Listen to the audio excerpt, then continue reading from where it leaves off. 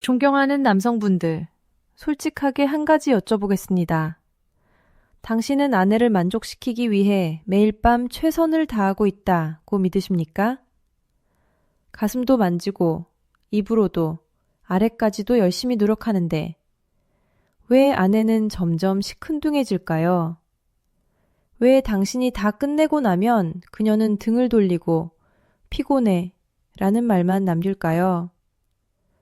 많은 남성들이 모르는 충격적인 사실이 있습니다.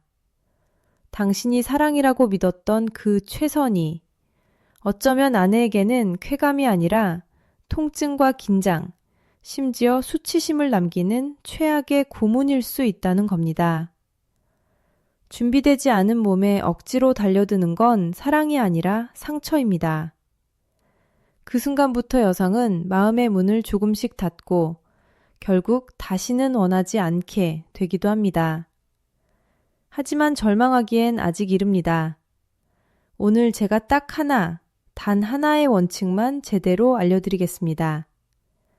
그 원칙을 아는 남편은 아내가 말하지 않아도 먼저 안기게 만들고 밤새도록 당신을 원하게 만들 수도 있습니다. 안녕하세요.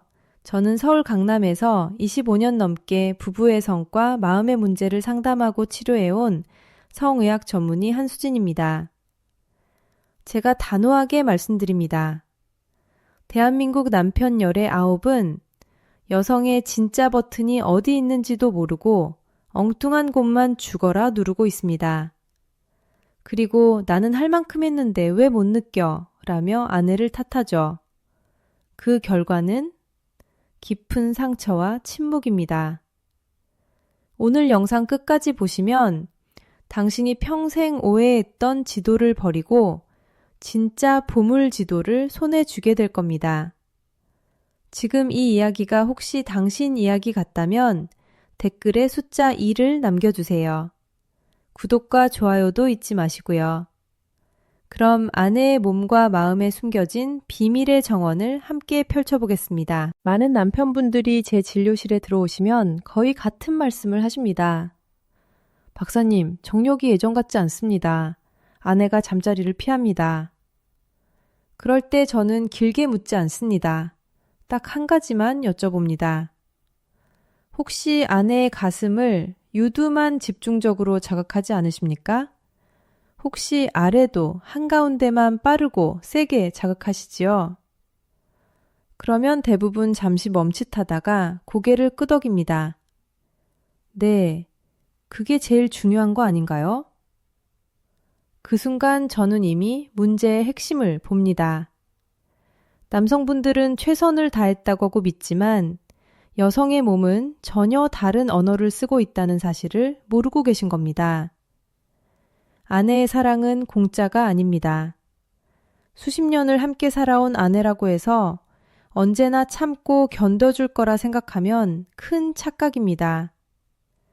무심한 손길 하나, 거친 속도 하나가 아내의 마음에는 칼처럼 꽂힐 수 있습니다.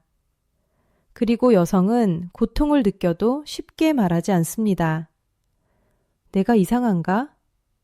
괜히 말해서 남편 자존심 상하게 하는 건 아닐까? 이렇게 스스로를 억누르며 침묵을 선택하죠. 그 침묵이 쌓이면 어느 날부터 몸이 먼저 거부 반응을 보이기 시작합니다. 이것은 사랑이 식은 게 아닙니다.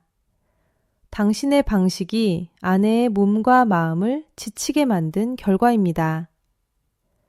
제가 오늘 드릴 이야기는 비싼 약도, 정력제도 아닙니다. 잘못된 상식을 깨는 것, 그리고 힘과 속도가 아니라 섬세함과 기다림이 진짜 열쇠라는 사실입니다. 이걸 이해하지 못하면 남편은 외로운 노인으로 늙어갈 위험이 큽니다. 이제부터 이 오해가 한 부부를 얼마나 깊은 불통의 늪으로 끌어들이는지 실제 사례를 통해 보여드리겠습니다. 이해를 돕기 위해 얼마 전 제 진료실을 찾았던 한 부부의 이야기를 들려드리겠습니다. 사생활 보호를 위해 일부 설정은 바꾸었지만 그들이 겪은 고통과 회복은 모두 사실입니다. 71세 김영호 장군님은 평생을 군인으로 살아온 분이었습니다. 강인하고 책임감 강한 인생이었지요. 그런 그가 어느 날 아내의 손에 거의 이끌리듯 제 진료실 문을 열었습니다. 아내분 이연아 여사님은 오랜 세월 군인의 아내로 살아온 흔적이 얼굴에 고스란히 남아 있었지만 눈빛만큼은 아직도 또렷했습니다. 상담은 아내분의 요청으로 남편분을 잠시 밖으로 모신 뒤 시작됐습니다. 그녀는 한참을 망설이다 조용히 입을 열었습니다. 박사님, 남편은 정말 좋은 사람입니다. 평생 나라와 가족을 위해 헌신했고 저에게도 늘 최선을 다했어요. 그런데 저는 남편과의 잠자리가 지난 40년 동안 단 한 번도 즐거웠던 적이 없었습니다. 그녀는 흥분하지도 울지도 않았습니다. 너무 오랜 시간 감정을 눌러온 사람 특유의 담담함이었습니다. 그녀는 말을 이었습니다. 남편은 늘 저를 만족시켜야 한다는 부담에 사로잡혀 있는 것 같아요. 그런데 그 방식이 너무 강하고 너무 빨라서 저는 늘 몸이 굳어버렸어요. 아프다고 말하면 여자는 원래 그렇다고 하더군요. 그날 이후 그녀는 입을 닫았습니다. 남편의 자존심을 지키는 것이 아내의 도리라고 믿으며 혼자 견뎠던 것입니다. 그 침묵의 세월이 그녀의 몸과 마음을 어떻게 만들었는지 저는 너무도 잘 알고 있었습니다. 잠시 후 저는 김영호 장군님을 다시 진료실로 모셨습니다. 그리고 조심스럽게 질문을 드렸습니다.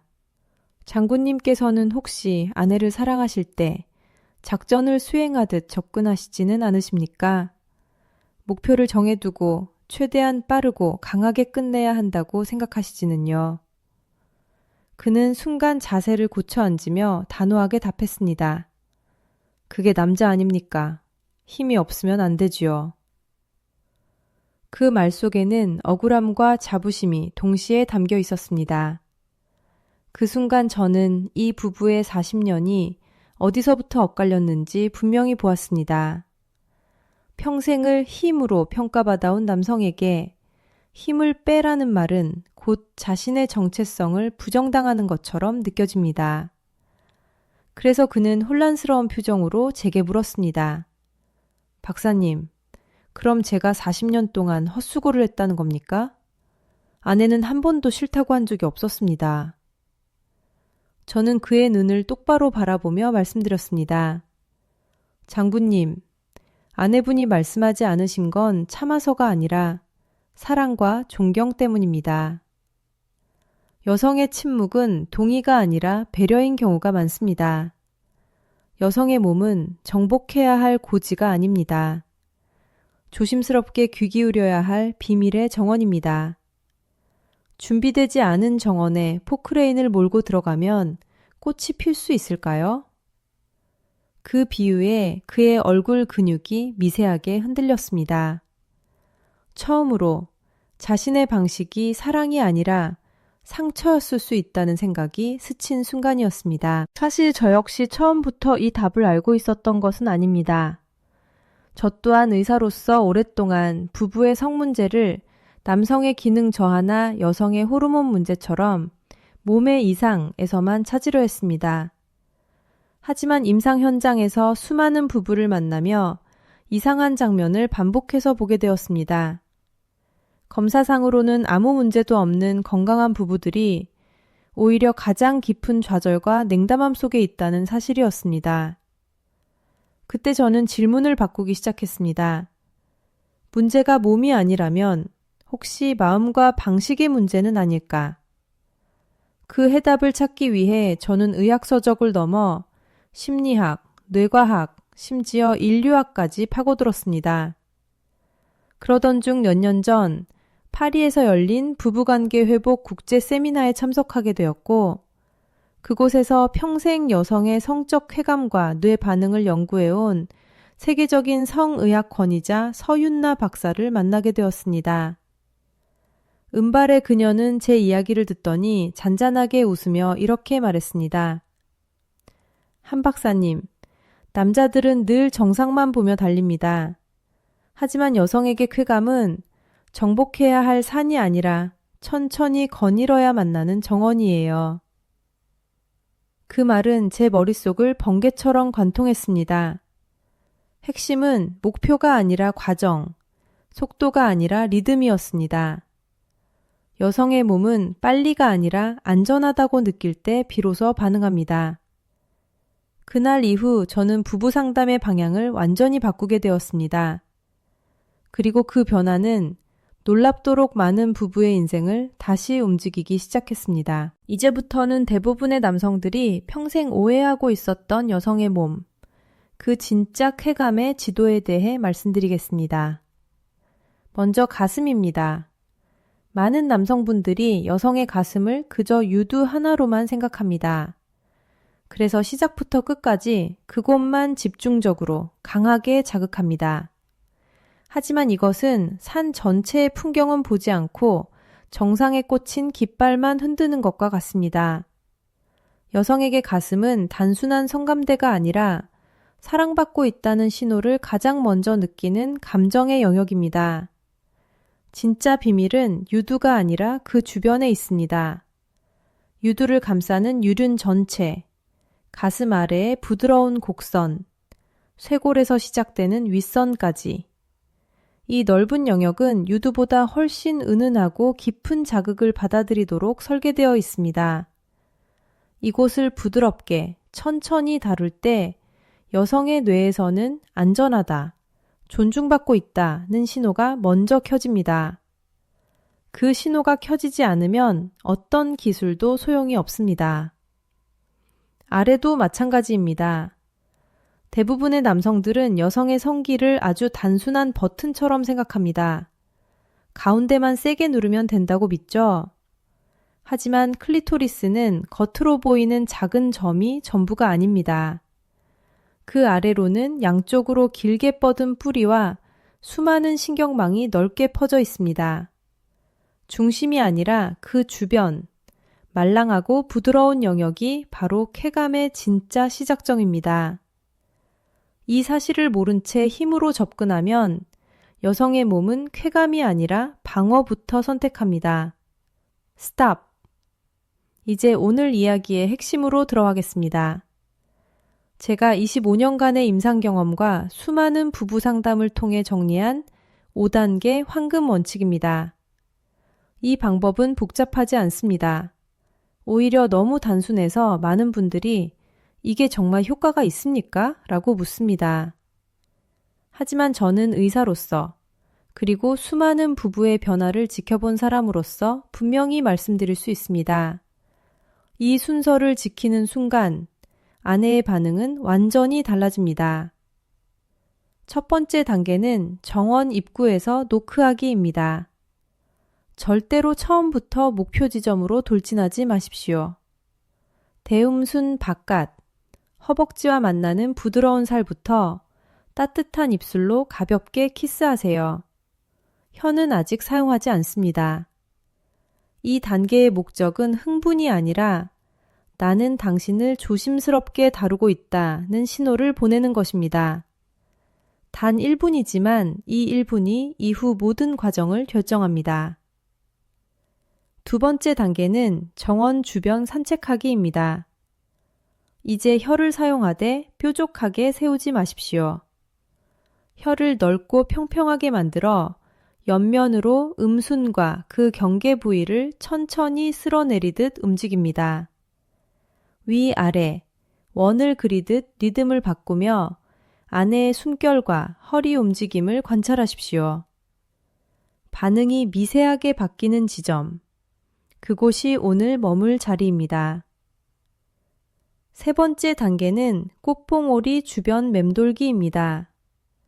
클리토리스의 중심이 아니라 좌우, 위쪽 주변부를 가볍고 일정한 리듬으로 자극합니다. 톡톡, 짧고 부드럽게. 이 단계에서 여성의 몸은 서서히 열을 품기 시작합니다.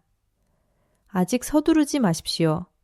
지금은 쌓는 시간입니다. 네 번째 단계는 많은 남성분들이 가장 어려워하면서도 가장 큰 차이를 만들어내는 멈춤과 기다림입니다.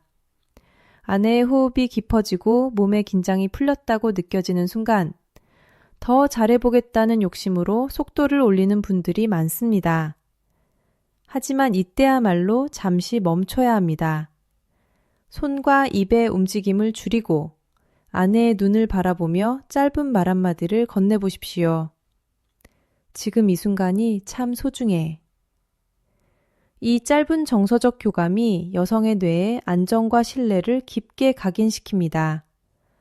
쾌감은 자극이 아니라 안전하다는 확신 위에서 자랍니다.